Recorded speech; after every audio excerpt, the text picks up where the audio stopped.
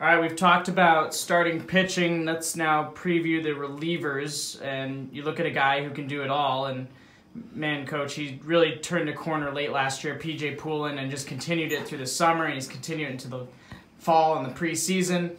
What is it about PJ now that has changed from his first year and a half? Captain Poulin.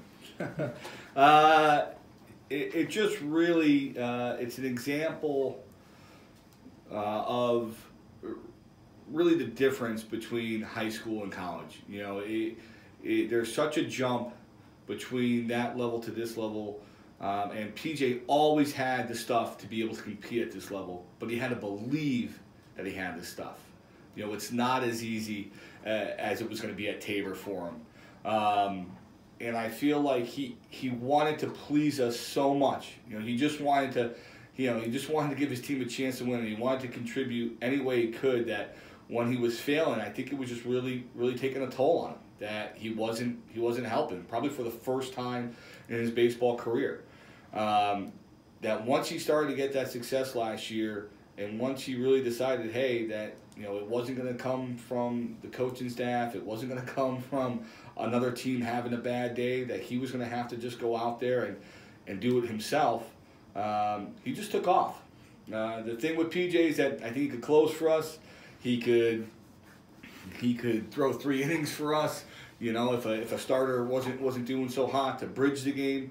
And as we know, if for whatever reason we can't get any consistency at the back end of that starting staff, we could just move him back on up. So he's a jack of all trades. I'd like to keep him in that back end. I think that would be really important for us. But I said the same thing last year with John Russell, is that if the weekend situation wasn't figured out, the coaching staff and I were like, well, if we get to conference play and we don't feel very good about the way the starting staff is going, we'll just move Russell up. Well, luckily for us, we didn't have to do that because we had an All-American closer. Hopefully we don't have to do that with PJ this year. I don't think we will. And, I don't know how many left-handed relievers are better than PJ in the country, but I think he has to be one of the top ones. So we're really excited about him. The other guys that are back there, we got some veterans back there, and I'm hoping that really helps us out. I think pitching in the bullpen, it can be difficult. I think it can be really difficult sometimes on a young guy. It's not like when you start and if you have a bad first inning, you can still make up for it. You can pitch 5 or 6 quality innings after that and you had a good game. If you have one bad inning on the bullpen, you've had a bad day, and you don't know when you're going out there again. And I think mentally that can take a toll on a younger pitcher. 2 guys that are back there that have been in the fire a lot and had a lot of appearances for us, CJ and Dan Rakowski. They've looked pretty strong this winter. CJ especially, seems like his arm's the healthiest it's been since he's been in a UConn uniform for us. So we think that they're going to be able to do what they've done in the past. Give us 20+ appearances, and give us a chance to add some quality arms to the back end. So we're really excited about them. Another guy who's been able to start for us and relieve for us is Ronnie Rosamando. Right now, he had a little shoulder scope in the fall. He's still coming back from that. I would say, at least from what I've seen, he's probably like 80-85%. He's not too far away. But he's been able to win games, start for us, close a few games out. I think he probably was dealing with a little bit of an arm injury last year that he just didn't say much about. So I'm hoping that with his arm feeling better, that he's going to be able to really give us a good year.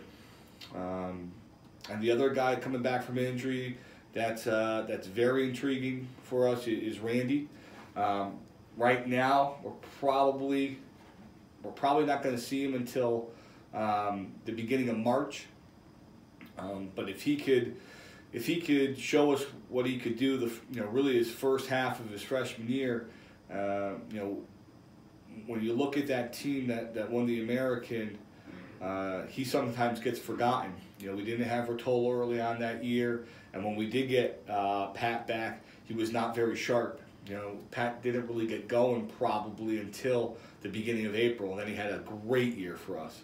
Well, the reason why we were able to beat teams like USC early on that year was because Randy was so good for us on that pen, closing games out. So if we could get that back, that's a scary weapon to add for us.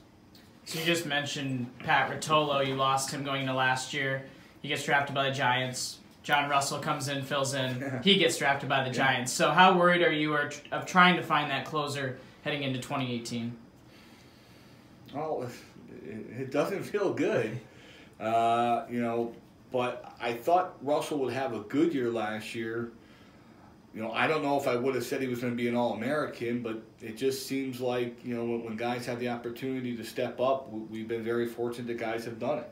So I'm not really worried about it, but, I would say the biggest hole that we've had from last year to this year is that we lost an All-American closer. They don't grow on trees, and they're not easy to replace. But the amount of quality arms that we have back there, I think should be able to cushion the blow.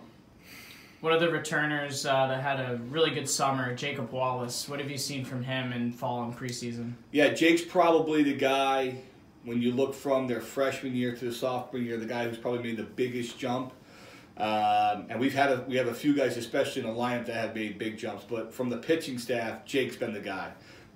He had really good stuff last year. He was a high 80s guy, touching low 90s. He had a good slider.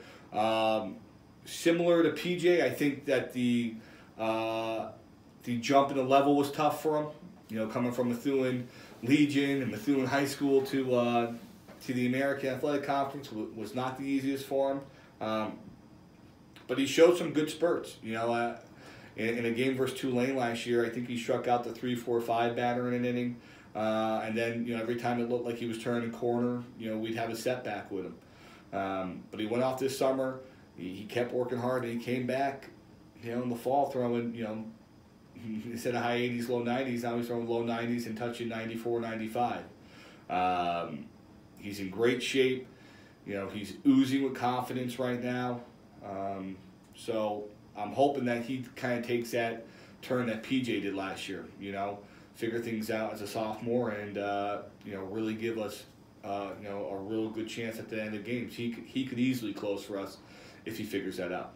And finally, you talked about Colby Dunlop. Who are some of the other freshmen that you can see make an impact this season? I think the other guy that kind of stands out is Joe Simeone. He was excellent this summer in the Futures League.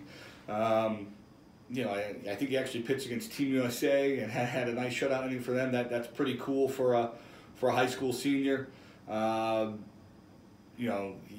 His windup is herky jerky, I guess would be a nice way of putting it. But he just competes on the mound, and I think that if he allows himself just to compete and not worry about trying to change anything up, I think he's gonna be very tough to hit. He's been as high as 94 for us. He hasn't been that hard early in the winter here, but the past couple times out, he's starting to look a lot closer to what he was when we saw him in high school. And he's just a really, really fun arm to have. There's a lot of energy when he pitches, and we're excited for it. And the other guy that could kind of sneak in there, who has a really fun arm, is Angus Mayock, strapping right-hander, 6'4", pitches downhill, has a good little breaking ball. But he's a guy, like a lot of freshmen, he's just going to have to learn the game a little bit more. Get a little bit better at things like holding on runners, fielding his position, understanding how to attack hitters in certain situations. All things that typically difficult for most guys when they come from high school to college. But the other two guys that we haven't mentioned yet that I'm actually very, very pleased with are two seniors. Trevor Holmes and Joe Rivera, past couple times out, they've been very good.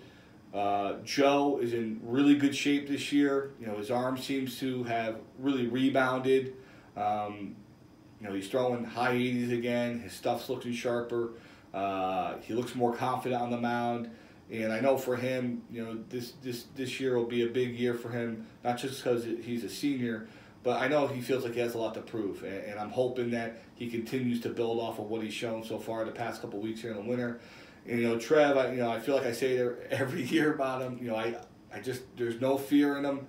He'll go up against the best hitter on the best team, and he's going to give you the same effort as he would, in a midweek appearance. His arm too looks really strong. The strongest he's been at any time since he's been here during this time of year. He's been throwing high 80s. He's touched a couple low 90s so far. His fastball command's been about as good as it's been in a long time for us. So both of those guys too, I'm hoping that they have the senior years that they're hoping for.